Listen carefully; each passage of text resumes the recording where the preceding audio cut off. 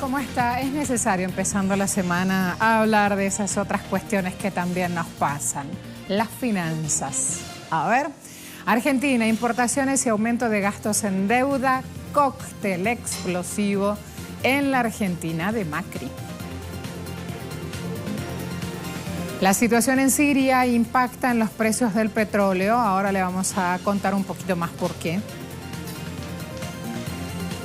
Escenario electoral en un país de nuestra región va a ser el tema de análisis. Colombia en los hechos, los candidatos, las propuestas, los temas que se mueven.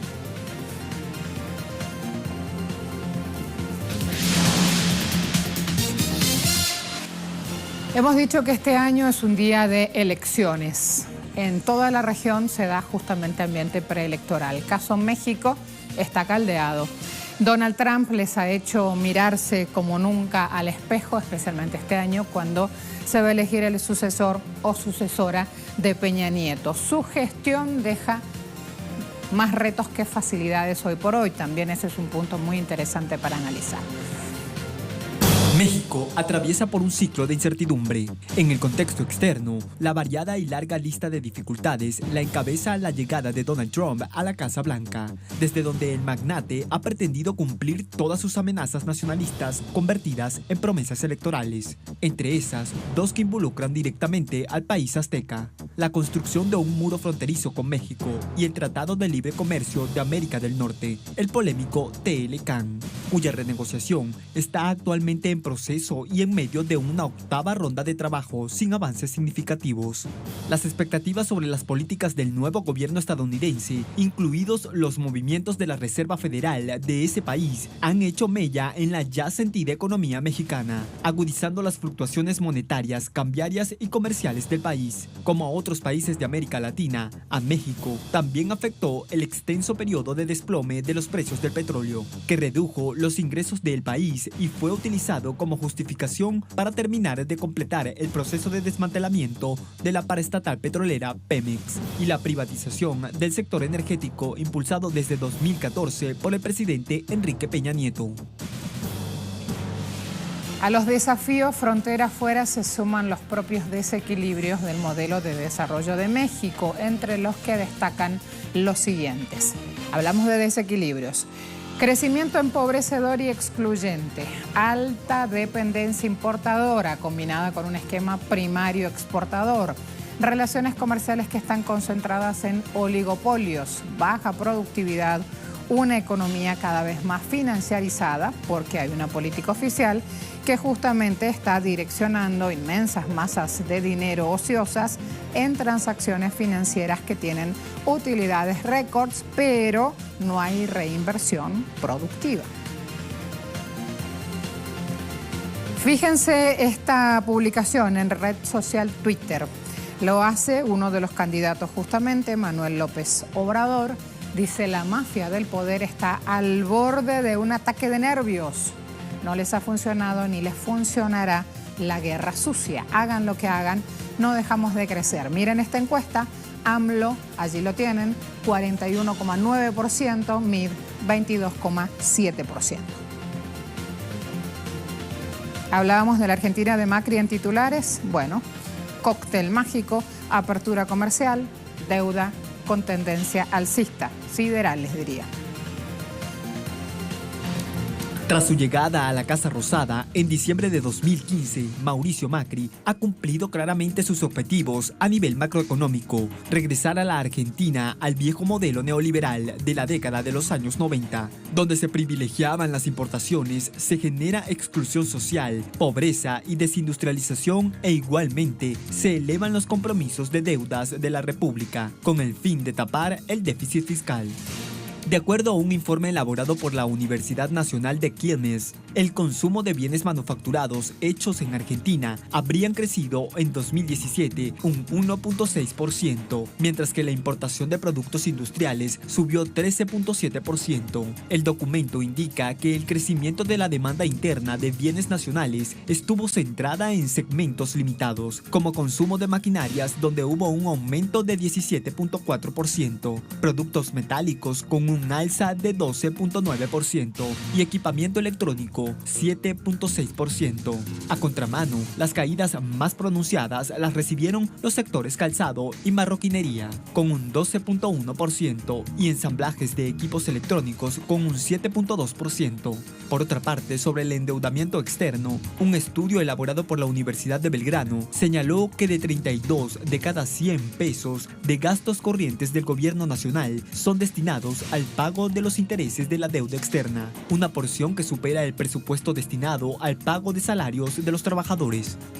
Esto ha ocasionado la pérdida de 67.000 puestos de trabajo en el sector industrial en los últimos 2 años y un aumento de la deuda externa argentina que solo en 2017 subió un 28.6% hasta llegar a 232.952 millones de dólares. Otras imágenes hasta ahora vamos a sumar. Panamá, crece el clima de protestas y rechazo a las políticas económicas del gobierno del presidente Juan Carlos Varela. Principales gremios y movimientos populares anunciaron convocatorias a huelgas a partir de este día. Según los convocantes, lo hacen por el alto costo de la vida, por la corrupción y la ineficiencia judicial para perseguir justamente a todos aquellos que cometen delitos y que tienen alto perfil político y económico.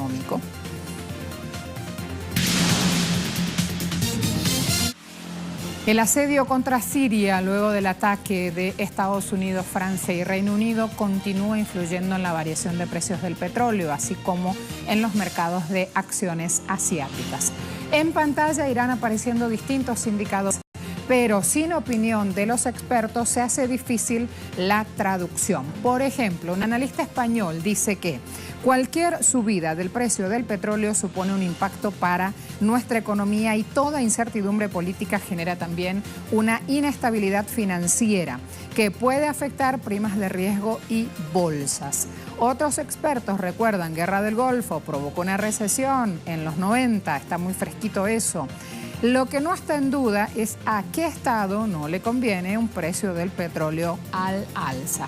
Allí entonces los datos, fíjense que hay una tendencia en los distintos indicadores al alza. Caso Emini subiendo 0.38%, el Nikkei japonés lo mismo y los futuros también subiendo en poco porcentaje aún, pero ya están hablando justamente de cómo se va moviendo ese mercado bursátil.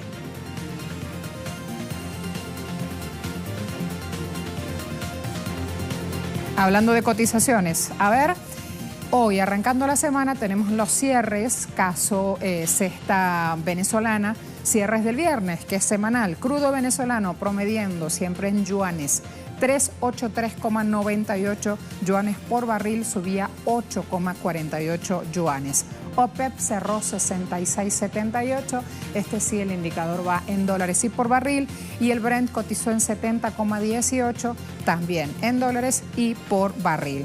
A la vuelta de la pausa, vamos a ver, hay costos, hay dolores, pero también hay que ver los costos económicos que deja la guerra en Siria. Ahí pusimos el foco.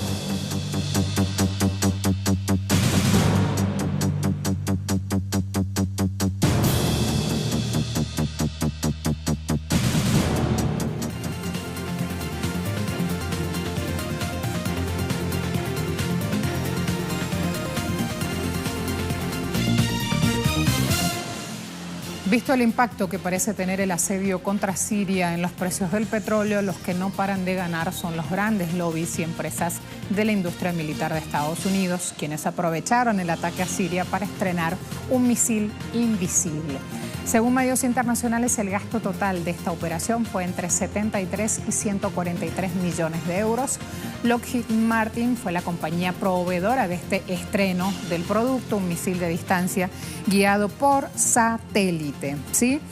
Cuando uno más conoce los detalles, más se sorprende. Todo esto hace parte de un programa que aprobó las Fuerzas Armadas de Estados Unidos con un presupuesto de 4.600 millones de dólares. Cada uno de estos misiles Tomahawk dispuestos por esta empresa cuestan alrededor de 700.000 y 1,87 millones de dólares cada uno. Cuando hace un año Estados Unidos lanzó 59 de estos misiles sobre Siria, Las acciones del fabricante de esta arma subieron 5% en un día. Ya sabemos entonces quién se frota las manos. Agregamos aquí, crece el asedio financiero también contra Rusia por su postura sobre el caso Siria. Ya atrás dejaron Ucrania los espionajes. Washington está en el proceso de dar a conocer una nueva batería de medidas contra empresas químicas rusas. Esto se anunció el domingo, estuvo la embajadora de Estados Unidos ante la ONU, Nikki Haley, dando declaraciones, medidas unilaterales que serán anunciadas por el secretario del Tesoro de Estados Unidos.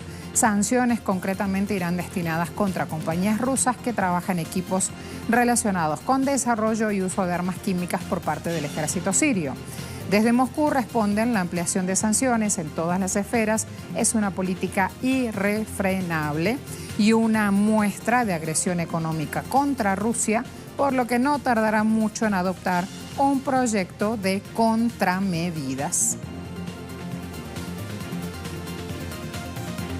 En este contexto de nuevas sanciones, también hay que decir, el pasado 6 de abril, recuerdan, ya abrieron una veintena de funcionarios y empresas rusas este panorama. Allí estaba Rusal, que es el mayor fabricante ruso de aluminio.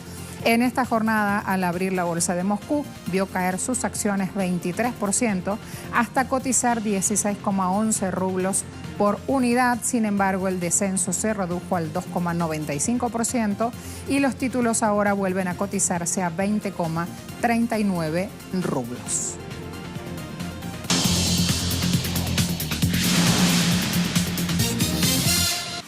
16 de abril el mundo conmemora el Día Internacional contra la Esclavitud Infantil. Hay datos que valen la pena conocer, abrir el debate, sumar información, porque este es el punto neurálgico para acabar con el flagelo justamente.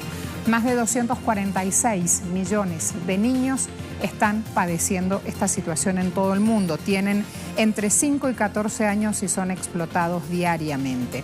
Muchos de ellos trabajan hasta 12 horas. De todos esos millones de pequeños, 70% pone constantemente su vida en peligro. Trabaja sin medidas de seguridad en condiciones peligrosas. Numerosos son los casos, lamentablemente, de niños en condición de esclavitud. Destacan las víctimas de tratas de blanca, los menores que trabajan en las minas de coltán y cobalto en la República Democrática del Congo, país que está al tope de las naciones que lamentablemente no encuentra una solución para este problema. Sin olvidar tampoco a los niños soldados. Cifras en general indican que la esclavitud infantil afecta a más de 400 millones de niños. Cerramos diciendo, ningún niño debería tener la necesidad de trabajar, mucho menos en estas condiciones. Y ahí está el dato vital. ¿Cómo están trabajando sus papás entonces para evitar que estos niños tengan que hacerlo?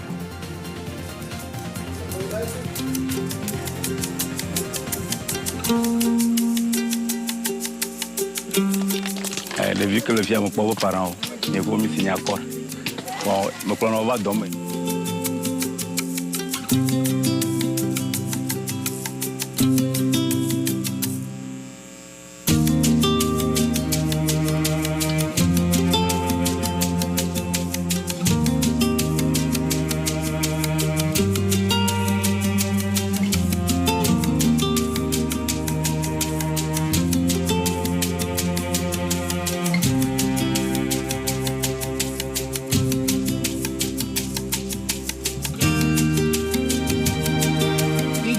Solo, toko, bako, pia nung bende niya ay bile, mapar niya tondo.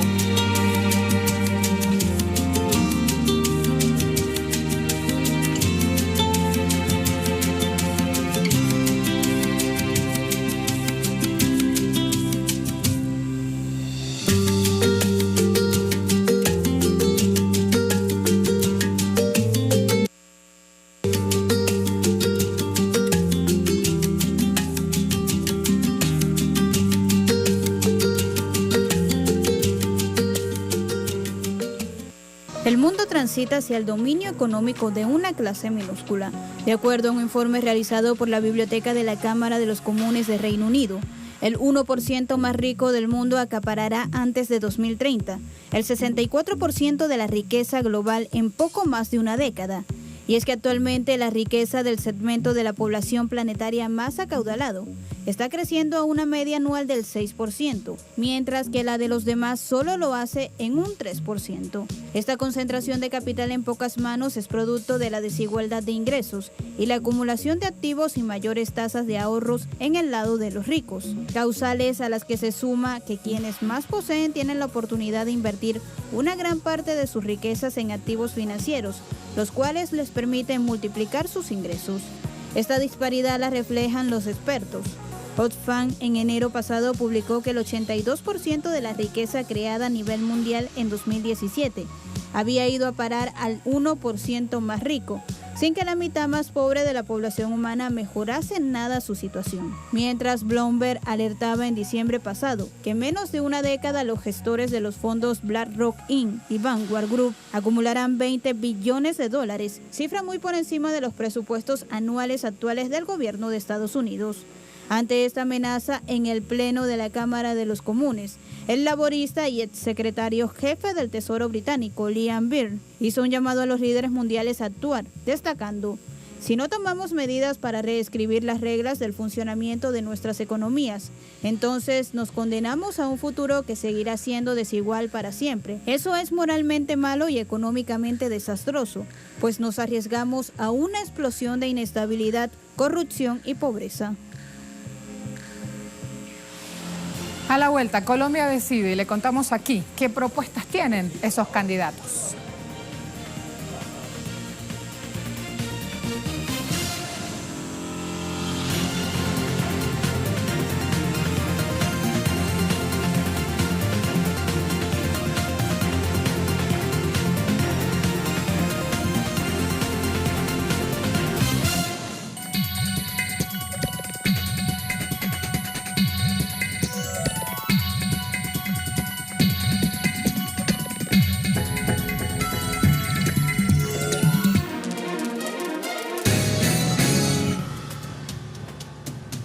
Vamos a ver, retos económicos de cara a estas elecciones presidenciales en Colombia.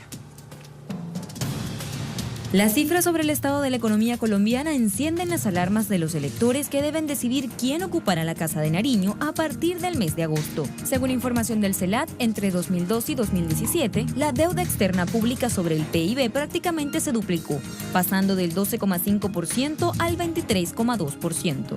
La deuda externa privada aumentó de 8,8% a 16,6%. De esta manera, la deuda externa total sobre el PIB se ubica en 40%, cuando 5 años atrás orillaba al 20%. En materia laboral, el 64% de los colombianos trabaja en la informalidad, el 18% bajo relaciones laborales ilegales, mientras que el 89% de los asalariados rurales carece de protección social. Además, el 47,1% de los trabajadores gana menos del salario mínimo legal. El país figura además como el segundo más desigual de América Latina. Un informe presentado en la 62ª sesión del Comité del Pacto de los Derechos Económicos, Sociales y Culturales, DES, de las Naciones Unidas, denuncia que de los 43 millones de personas en el país, 22 millones sobrevive en condiciones de pobreza. Y como joya de la corona, con la entrada en vigor el 15 de mayo de 2012 del Tratado de Libre Comercio con Estados Unidos, se ha acelerado la fuga de capitales, la destrucción ambiental. Aumentó la privatización de servicios esenciales como educación, agua, electricidad y salud, y se redujo la producción alimentaria con la entrada de mercancías subsidiadas procedentes de Estados Unidos. Hablamos de primera vuelta electoral que está pautada para el 27 de mayo, sondeos que ya dejan vislumbrar cómo viene la contienda, así que vamos a ver, medición del CELAC, en este caso es lo que vamos a mostrar.